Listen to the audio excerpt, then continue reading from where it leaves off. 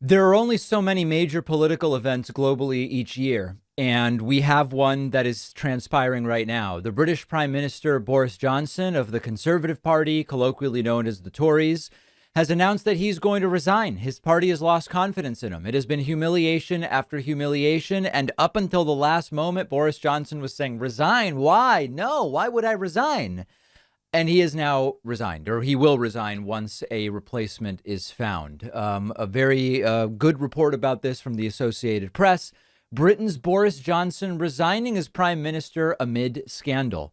This is another Trumpist type whose political run is, at least for now, ending in completely humiliating defeat. Of course, pending what happens with Trump in 2024, there may be more written in the Trump story, but this is another Trumpian type who is getting humiliated out of office. Prime Minister Boris Johnson announced his resignation Thursday amid a mass revolt by top members of his government, marking an end to 3 tumultuous years in power in which he brazenly bent and sometimes broke the rules of British politics.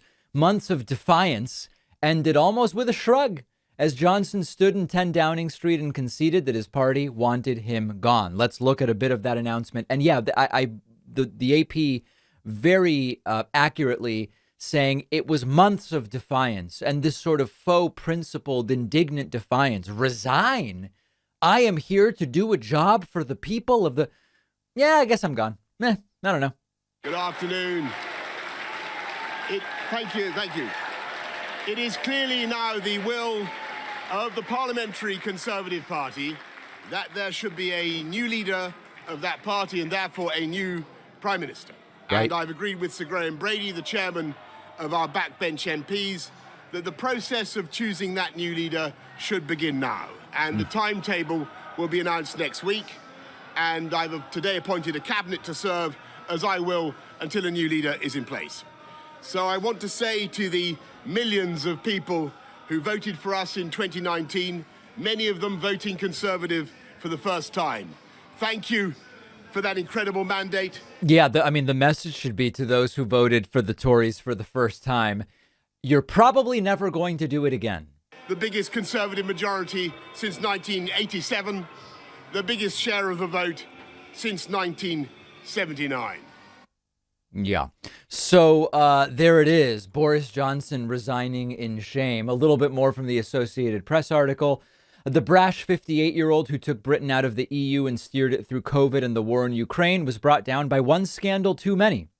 This one involving his appointment of a politician who had been accused of sexual misconduct. Now, I have to tell you, in reading through this, Johnson is a sort of British version of Trump in many ways, not just the hair, the kind of brash, never apologize type nature and, the sort of pseudo right wing stuff. Yeah.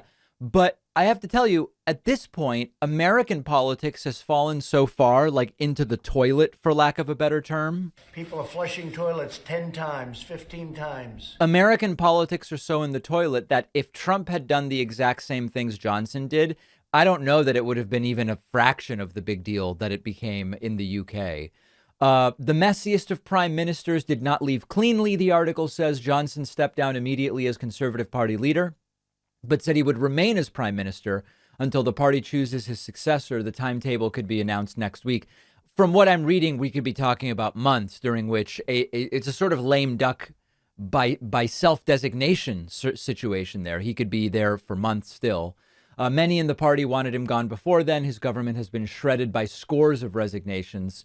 And there's a long list of those. Johnson clung to power for 2 days, defiantly telling lawmakers Wednesday he had a colossal mandate from voters. Massive dumps of votes he had, guys, and intended to get on with the business of government. But he was forced to concede defeat Thursday after one of his closest allies, newly appointed Treasury Chief Nadeem Zahawi, publicly told him to resign for the good of the country. Look at these numbers. About 50 cabinet secretaries, ministers, and lower level officials had quit the government over the past few days, often castigating the prime minister for his lack of integrity. So a very interesting and big story.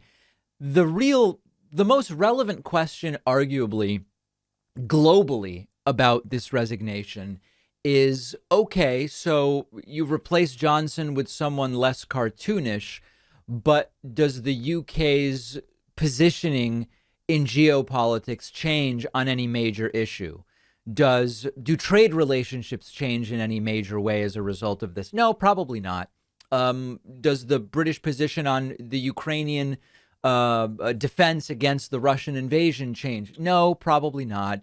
And so it is it's a personally scandal-ridden individual who's now going to be replaced, but there's really no reason to think that in any substantive capacity, the UK's geopolitical positioning is going to change. And you could say, well, that's a good thing or that's a bad thing, or stability is good, but actually change would be good because the UK has become much more right wing than many of us on the left would like to see. We'll have to see where the dominoes sort of fall as far as that goes. But this is primarily a personal scandal within the context of the Conservative Party, who will now choose a new leader, and subsequently there will be a new prime minister. Now, there could be follow-on effects at the time of the next election, and depending on what happens within the United States in terms of the midterms in 2024, you could certainly see a shifting dynamic in the relationship between the UK and the US, and in the UK's positioning globally. None of that is happening right now. Johnson is out. He will be replaced. Other than, again, the sort of like cartoonish nature of Johnson, I don't anticipate, based on everything I'm reading right now, that there will be any radical or substantive changes, certainly to our relationship with the UK, but not a good couple of days for Boris Johnson. And very much like Trump, defiant until the final moment.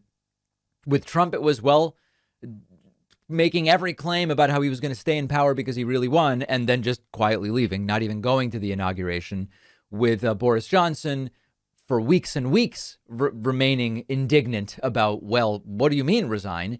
2 days, even when it was clear the pressure was overwhelming, saying, why would I resign? And then I'm out, and we'll see what the next step is.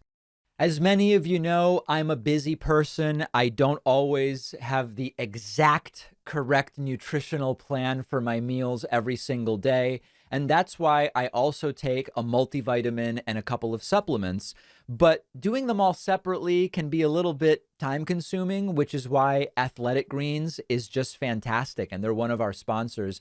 I've been using the Athletic Greens since last year. It just really simplifies nutrition. I just do a scoop of the AG1 and I'm getting 75 high quality vitamins and minerals and my probiotics, and it's all from whole food sources.